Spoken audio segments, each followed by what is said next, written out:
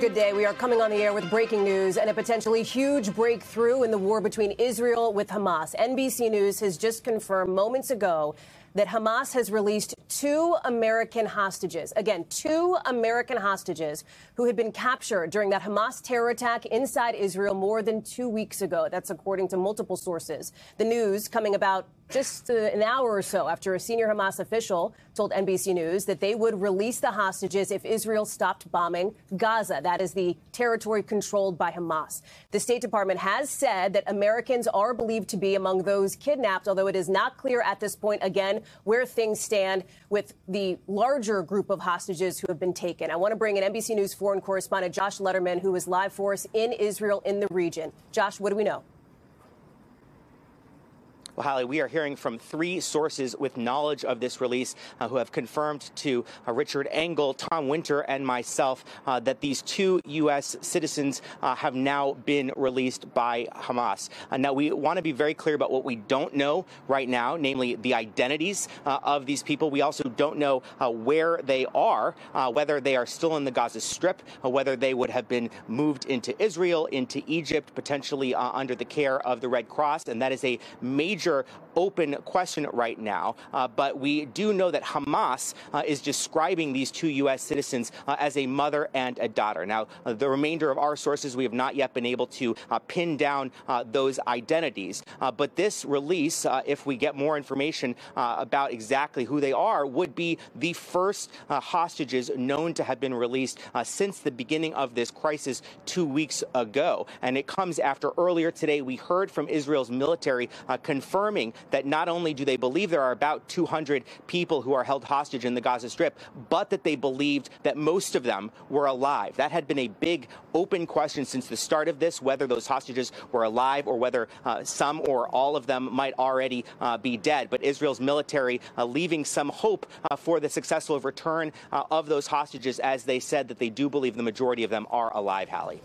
Josh, do we know anything at this point about the potential of family notification now to the loved ones of these people who we believe have been released?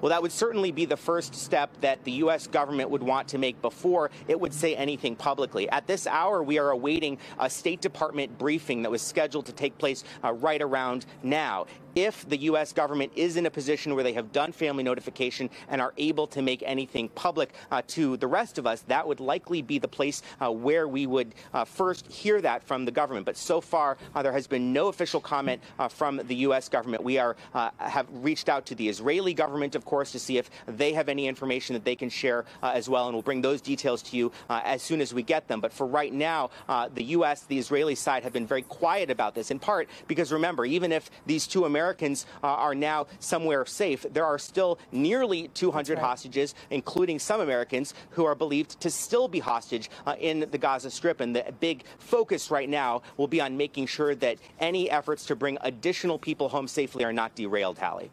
Josh, thank you. I'm going to ask you to stand by for us. I want to bring in our Raf Sanchez, who's been reporting from Israel since the start of this war. And Raf, since nearly the minutes after that Hamas terror attack about 2 weeks ago that began this war, there had been an intense diplomatic scramble to try to get some of these hostages released. Talk to us about where those discussions stand and specifically the role of the Qataris here. Yeah, well, Hallie, the Hamas's so-called military wing says this deal to apparently release 2 American citizens came about after Qatari mediation. We know the Qataris have been involved from a very early hour in this. They provide a lot of the money, a lot of the humanitarian funding that has kept Gaza going over the last couple of years. They have direct lines of contact with senior Hamas officials far beyond what many other governments have. And they are the people who the Americans, who the Europeans, who the Israelis often turn to when they have messages that they need to deliver to Hamas and when they have answers that they need to hear back. Now, this claim that 2 Americans were released was made by the spokesman of the so-called military wing of Hamas. He has been the source of what little we know about the hostages being held in Gaza. He goes by the name Abu Obaida. That is not his real name. He tends to appear either masked in video videos or he releases voice statements. And this was a highly choreographed production, Hallie. At about 7:30 local time here, the sun had gone down, Shabbat had begun in Israel. Hamas put out a statement saying that they were about to reveal important news. And just about 7 minutes later, simultaneously in both English and Arabic, they said that they were releasing this American mother, this American daughter, for what they say are humanitarian reasons. And they framed this, Hallie, as a rebuke of the statements that President Biden made when he was in Israel earlier in the week, condemning Hamas as a terrorist organization. They claim that they are doing this to send a message to the American people that President Biden's claims were not true. Hallie. The president, of course, reiterating that condemnation of Hamas in that rare primetime Oval Office address to the nation just last night. Raf, thank you. I want to bring in our chief foreign correspondent, Richard Engel, who has been covering this on the ground in Israel. Richard, you are among the tip of the spears for the reporting effort here. Tell us more about what we're learning and where this is headed. So NBC News can confirm that 2 Americans have been released by Hamas. That follows this statement from Hamas saying that it was releasing or did release an American mother and daughter for humanitarian reasons. We can confirm from 3 independent sources from multiple reporters at NBC News that these 2 Americans are free. It is a major development, and I was also told by a senior negotiator directly involved in this process that, quote, hopefully this is just the start. Yeah. Well, that's the question here, Richard, is does this perhaps indicate that this could be the beginning of the dam breaking and the potential for the release of more hostages in the days to come? That is the goal. That is what the negotiators are working on, that this would be the start. That was what I was told directly. This is just the start, hopefully. And it also follows an important statement by the Israeli military earlier today. The Israeli military said, and the Israeli military has been extremely closed-lipped about this for obvious reasons, that there are 200 hostages, about 200 hostages. There are still an unknown number of missing people being held in Gaza, and that most of them are alive. The Israeli military also said that 20 of those hostages are under 18 and that 10 to 20 are over 60. So if you look at the sequence of events here, it does indicate that there is movement on this issue. You have the Israelis giving an extraordinary level of detail, so it seems that they must have been given proof of life in order to come out and say that they believe that most of the hostages are still alive and to give a breakdown of their ages. Then you have this choreographed release by Hamas saying that it has done it, and then just in the last few minutes, 3 independent sources confirming to NBC News that 2 Americans have been released. What does this mean, Richard, for the potential for any further movement as it relates to a ground attack by Israel into Gaza? Because as you reported earlier in the week, one of the conditions that Hamas had put on any release, potentially of hostages, even before this, was essentially a ceasefire. So we've been following this directly quite closely for the last several days. And yes, I spoke with a senior Hamas official a few days ago, and he made this offer on our air, saying that Hamas is willing to release all civilians, including Israelis, is willing to release all foreigners held by Hamas. That would include dual nationals, if the airstrikes are stopped. Now, this release today seems to have happened while under fire. The airstrikes have not stopped. So I do not know if Hamas has changed position. Perhaps that is why only 2 people have been released for, quote, humanitarian reasons. These negotiations are being held in secret, but it does seem very clearly now, with 3 sources telling NBC News that these 2 Americans have been freed, that there is movement in a clearly positive direction for the families of these hostages and potentially for the course of this war. There are still many thousands, tens of thousands of Israeli troops positioned around Gaza, poised for an invasion. I do not know if this slows down that invasion, but if there is progress being made, it is something that negotiators will want to and do want to pursue. Because as I said, this this Arab negotiator who's directly involved in these talks told me, hopefully, this is just the start. Do you have any understanding yet, Richard, or do we have any sense yet of how Hamas is looking at the foreign nationals that are believed to have been kidnapped and abducted out of Israel versus Israeli citizens, and whether there might be any sort of weight given to either one of those categories here in the release of hostages moving forward? So what Hamas is saying publicly and what ends up happening in the course of negotiations may be two different things. But what Hamas has said publicly is that the Israeli soldiers will not be released, that the Israeli soldiers would only be released under very extreme conditions, that they would be released if Israel releases all Palestinian prisoners from Israeli jails. But they said that Israeli civilians, and foreigners, that is, Israelis with foreign passports, that they could be released immediately when the time is right. That is what they have said in the past. And now, under fire, Hamas says for humanitarian reasons, it has released these two Americans, as confirmed by three sources. Richard Engel, thank you so much. I'm going to ask you to stand by for just a moment because I want to bring in now Martin Fletcher, who is an author, of course, a former NBC News correspondent and our former Tel Aviv bureau chief. Martin, we are so glad to have you here. You have shared publicly now over the course of the last 24 hours that two members of your wife's family have been among those taken hostage. Here we are now, reporting here, as confirmed by NBC News based on multiple sources, that two Americans have been released, according to Hamas, a mother and daughter. Can you give us any insight into anything you may have heard, any kind of potential sense of hope among your family? Well, I've just heard literally 30 seconds ago, Hallie, that they have not received any information yet from anybody. But of course, the family is hopeful and praying because they are Americans. My family, they're American citizens. They are a mother and daughter. As far as we know, they're the only American mother and daughter who've been kidnapped and held hostage. So obviously we're hoping this is them. It would be a miracle for the family. And hopefully it's the beginning of something larger. You know, the question then now becomes, what did Israel give to get them out? And Israel holds 30 female security prisoners, Palestinian security prisoners in its jails, and about 150 minors, young people. And there's been talk in the early on about a possible prisoner swap, Hamas letting the women and children go in return for the women and children in Israel's jails, the security prisoners. So maybe that's going to be the next step, a larger prisoner exchange.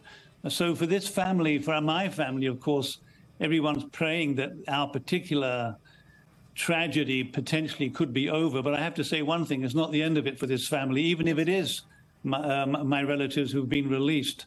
My cousin, who's been giving me the information, was at a funeral this morning for another cousin who was killed. And his wife, another member of my family, which I didn't even know about, is also held hostage in Gaza. So there's 2 out, 1 to go for our family if this is the case.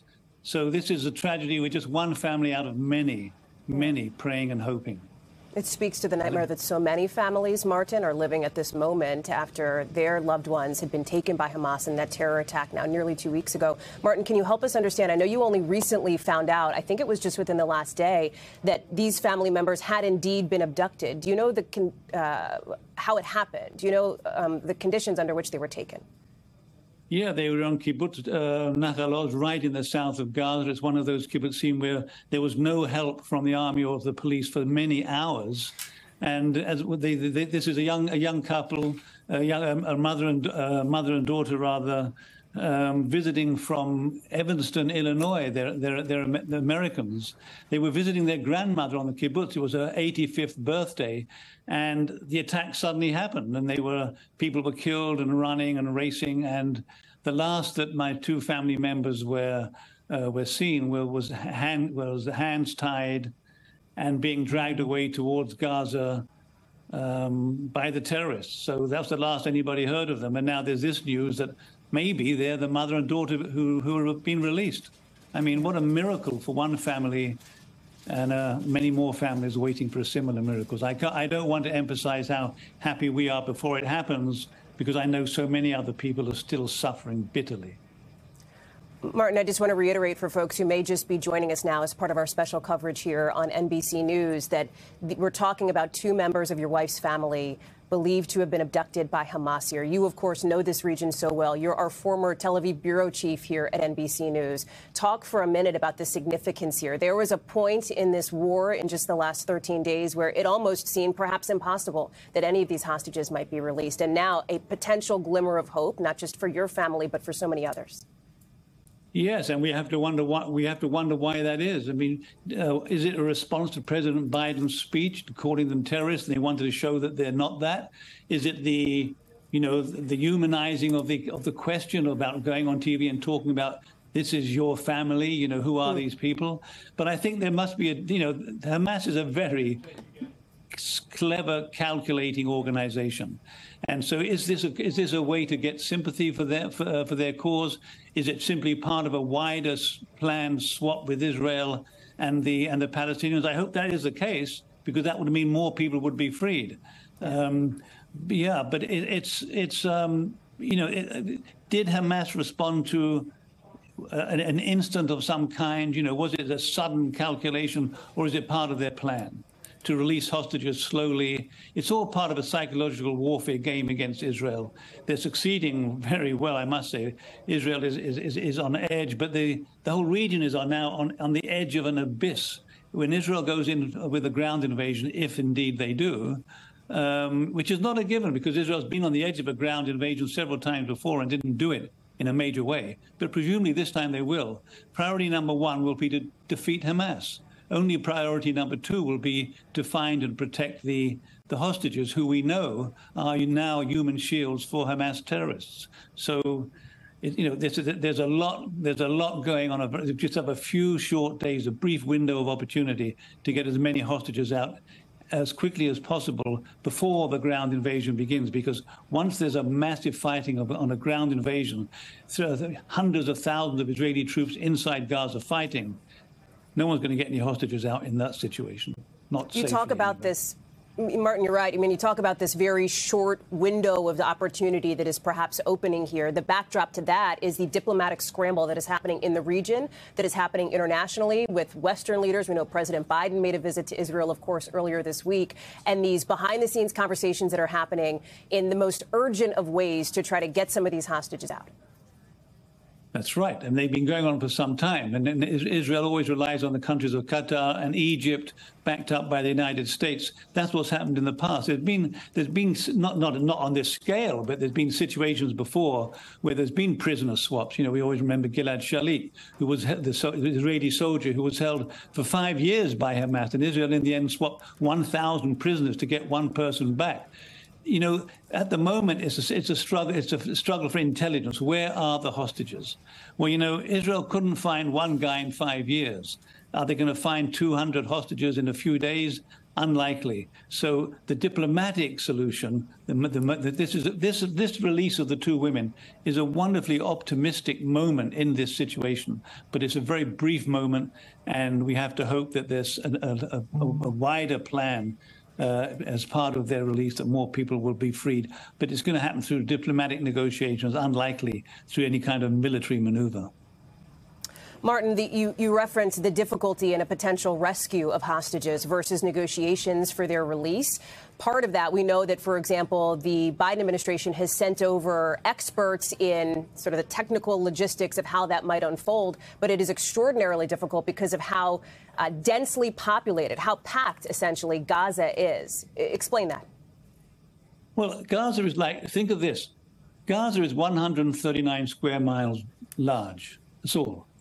It's only 25 miles from the northern tip to the southern tip. That's like a marathon. I mean, a marathon runner will run that in 2 hours. That's the entire length of Gaza. And yet there is 300 miles, we're told, 300 miles of tunnels built by Hamas underneath Gaza. That's what the Israeli army will face going in. These tunnels have got entries and exits, and they've got side exits and multiple exits inside buildings, inside homes, probably inside schools and hospitals, who knows. there's hundreds of entries and exits. So you can imagine the Israeli soldiers fighting block by block inside a very crowded area, and suddenly behind them, Hamas fighters pop up from the tunnels to ambush them. So it's going to be a very bloody exercise. And Israel, of course, knows that. And that's one reason why they're pounding the area to smithereens. The areas they're bombing are the areas they believe the Israeli troops will go. They're trying to loosen, to loosen up the area before the troops get there to save the troops. So there's still a lot more bombing to be done before the ground invasion. One question is, why has the ground invasion been delayed for so long? And the answer is because Israel is gathering intelligence about where their targets are, and they want to bomb those targets before the Israeli troops get there. It's a slow operation. Israel didn't just call up 350,000 reserves and charge into the Gaza Strip. No, they're doing it stage by stage. And the first stage is to gather intelligence. And they haven't finished that stage yet. When they have, that's when they're going to go in. Martin, I'm going to ask you to stay with us for as long as you can. I know that you need to check your phone, check any text message. I want to give you an opportunity here, a minute or two, to do that. And while you do, let me go to our chief foreign correspondent, Richard Engel, who is joining us now on the phone. And Richard, one of the things we heard Martin talk about was the sense that so many in Israel have been on edge after that terror attack now on October 7th here. Can you give us a sense, as you've been on the ground now there for days, of what the sentiment is like where you are? Oh, it is not just Israel that is on edge. Israel is angry. Israel feels that its security was violated. Israel feels that it is embarrassed. And, of course, this is a small country, and everyone here knows someone who was killed or someone who is being held hostage. Just look at Martin's own personal story, his family, now as once again a journalist and also telling the story of what he is experiencing. And it is the entire region that is on edge. I think that is why there is so much pressure coming down upon Hamas.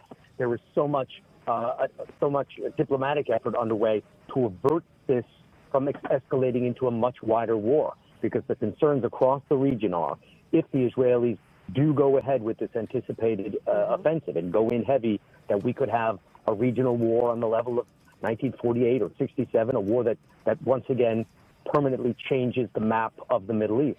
And there are countries, including the United States, that don't want to see that, don't want to see that kind of instability.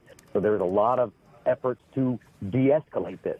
Of course, Israel insists that its ultimate mission is to destroy and disarm Hamas and make sure that it can never do that again. And I'm quite confident that Israel will continue its military operation and will continue to pursue Hamas for years, potentially for decades.